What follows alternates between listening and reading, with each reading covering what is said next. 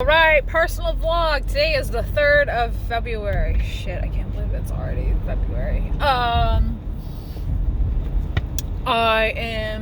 This morning I got a good start on my day. It was very productive, and then I had to laugh at myself because I could have left right at 8 a.m. and then I was like, I know, I'm gonna make a video right now because I needed to make a video to turn out tomorrow, and I suppose there was some logic to it because I was like, I'm clean right now, my hair looks fine, I don't have hat head, and so I made a video for tomorrow, and then I was like, it'll only take a few minutes. Yeah, no, it took 20 because I made 3 of them, and I think I deleted the 3rd one, and so I really did 4.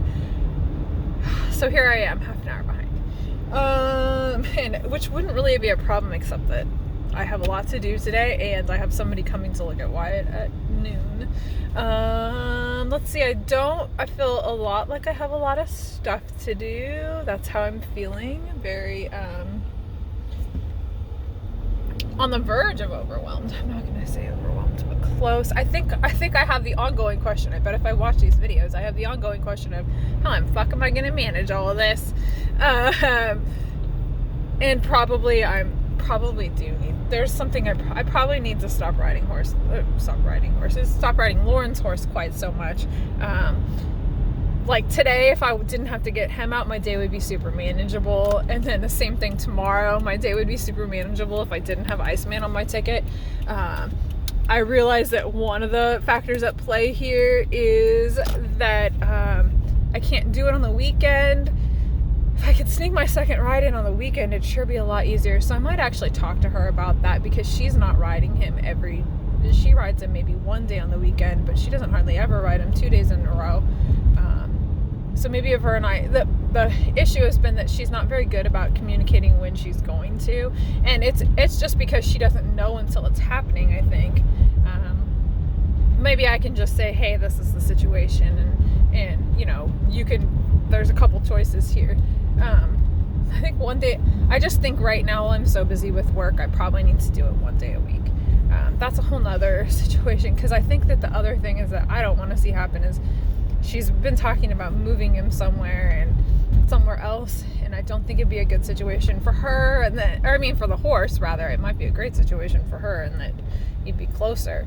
But I just don't see how that. I guess it's not my deal. I don't have to make it work, but I would be sad. One, selfishly, if he would go, that's 2, and 1, just to see him have to sit in a stall. I don't love that idea. I like that horse. I don't want to see. The thing is that I think because, Karen and I were talking about this, I think because we see him every day and she sees him once or twice a week, she doesn't know. She kind of knows, but it's almost like she's forgotten how much he benefits from. He really needs consistent work, and he needs to be ridden 5 days a week while he's standing in a paddock with some room to run around. I don't think she knows how much he runs around and how he can be when he's had 2 days off. She hasn't had to ride him when he's had 2 days off in quite a while, so she might have forgotten. Might want a reminder of that. She was kind of between a rock and a hard place because she's hoping that if she brought him closer to home, she'd see him more. Somehow I don't think that's how it would work out, but that's also not my decision to make. I got way off on a tangent about that just because that's been kind of like a piece of the puzzle that I'm still trying to figure out, because I could have one day where I'm this busy with personal stuff a week, but I can't have 2 days. It might be a little different, maybe worse this week because of 1, the rain, and 2, because we have like a 3-hour meeting on Friday morning, so there goes half of Friday too. It's not like I'm gonna get any prep work done on Friday, even though I'm working. I just realized that too, and it made my stomach hurt a little bit because I have a lot of videos. Actually, what I have a lot to do is caption. So, and that's just time consuming. It's important and it's time consuming. So I guess that's what I'm stewing about right now. That's how I'm feeling. I did have to laugh last night. Rachel and I were talking. I don't know. There's still it's funny. It's like there's an edge between us right now, although we had a good laugh in the evening. And at one point she's like, you think you're busy at work? I'm so busy at work, blah, blah, blah. And I was like, I wanted to say it wasn't the right time to say this, but I want to be like, it's not a fucking competition. We could both be busy at work. I don't think we're going to be able to measure it and find out who's further behind or who has more things to do. And she's just listing. I had to laugh. I couldn't say this either. I had to laugh. She's listing all the people who have given her things to do that are part of, quote, their job and not hers. And I was like, actually, though, I did say indirectly, what I was thinking was, but isn't your job to do all those things for them? Because I think it is. I don't know that for sure, but I'm pretty sure it is. But what I did say was, didn't you ask to do this one particular thing? And she's like, I did. And I like doing that one thing, but all the other things. And I was like, no. I think this isn't, I don't think this is, I think, yes, she has a lot to do, but I think, and probably those other people aren't realizing that that other people are giving her a bunch of stuff to do. It's not like it's just that one person.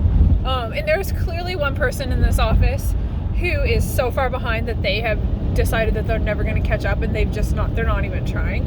And that person is, I think that is a fair critique, because that person probably does give her things that aren't in her purview. But I'm like, but it is actually your job to do these other things. And she did have a point about, there's one other person that she's basically, I can tell you how this got started. I'm gonna guess. She did something for this person. It's COVID related, I guess. This person hasn't been coming to the office. She did a favor for this person a couple times, and it wasn't so bad. But now that person wants her to do it every couple days, and it starts to take up like a half an hour here and a half an hour there. If you do that 3 times a week, then you've spent an hour and a half helping that person not doing what you were supposed to do. So that's fair too. But again, a little bit of that is Rachel not setting boundaries. Although I do believe that she tries to talk to her boss about it. I do believe that. Let's see. So there was that. I just had to laugh that she wanted to play because that's not like Rachel. It must say something about where she is. She wanted to play the I'm busier than you game. And I didn't want to say, well, I'm fucking busy with work, but it's not the only reason why I'm busy. I got some adjusting to do and some balancing to figure out. You just got to do it day by day. Because the other thing is I missed my workout like 2 days in a row because I just had work that had to be done. I had to answer those videos. It just could not be done. So today I told myself that there's nothing so pressing. The one thing that I needed to do for tomorrow, I have mostly done and I can post. It won't take me very long. The parts that I have left, and so I'm gonna work out tonight. One way or the other, I'm gonna work, even if it's 20 minutes. And so I'm on my way to the barn, and it's windy. I wasn't expecting it to be windy. Like, my car is moving around a lot, and I'm not stoked about that. I don't love the wind, and it's a little chilly. So we'll see what I get out of the horses today, because I don't know how much I'm going to be able to get done. Yesterday it was too wet to use the round pin, so I didn't really do very much with either one of my horses, which was fine. They needed a day off. Wyatt has an appointment, so he could just go for a short walk today. We'll see how Zoe feels. Zoe was really funny yesterday because she was all afire when I first got there. It was more the middle of the day. I don't even think that's why. I think she just was a little bit feisty. She had gotten fed. She got into that. And she was just feisty. And so, but then it only took a few minutes to get her through that. And she felt so much different. It was so weird how much different. She had such big feelings about it. And then she felt so much different so quickly. It was really cool. And then it stuck. Like, the rest of the time I was there, I really saw a big change in her. Not that I was there a huge amount of time, but I went to clean her stall, and it's the first time she hasn't just like crowded me when I came in to clean her stall. She stood like 2 horse lengths away from me and stood there with like a brightness but a softness in her eyes. And I was like, okay, so I hope we can get that consistent, because it's in there. That's something I've got to remember with her, is that it's not going to be consistent right away because she's so young. It's probably going to pop up in a couple weeks again, but to know that she can find that place. Now I've seen it, so now I know she can find that place, and we can get there again. and it's just a matter of getting her through it every time and then getting her really consistent about it. So she was great while I cleaned her stall. She didn't try to mug me once. She didn't shake her head at me one time. And I've been doing some things with her a little bit different when I know I've been trying not to tiptoe. And then a couple times I've actually been trying to get more into her space, which is maybe what the opposite of my instinct was, but just to kind of be like, first of all, she likes it, and second of all, to just kind of meet her energy more with the same energy she's meeting me with. That's just like, you're gonna get out of my way. Like, that's just how it's gonna be. And to maybe believe that that's gonna happen, or to believe that she's not gonna bite me,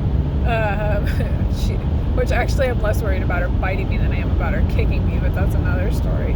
Probably because a kick's gonna hurt worse, and because she's only offered to kick me in in a specific scenario, but I still don't want to get kicked by that. She's growing like a weed. She is now to my chin, which she's like 14 too. I'm like, oh dear. I mean, it's great. It's great. She's 20 months old and she's 14 too. She's going to be 15 too, 15 3 hands, which is awesome. That's actually what I wanted.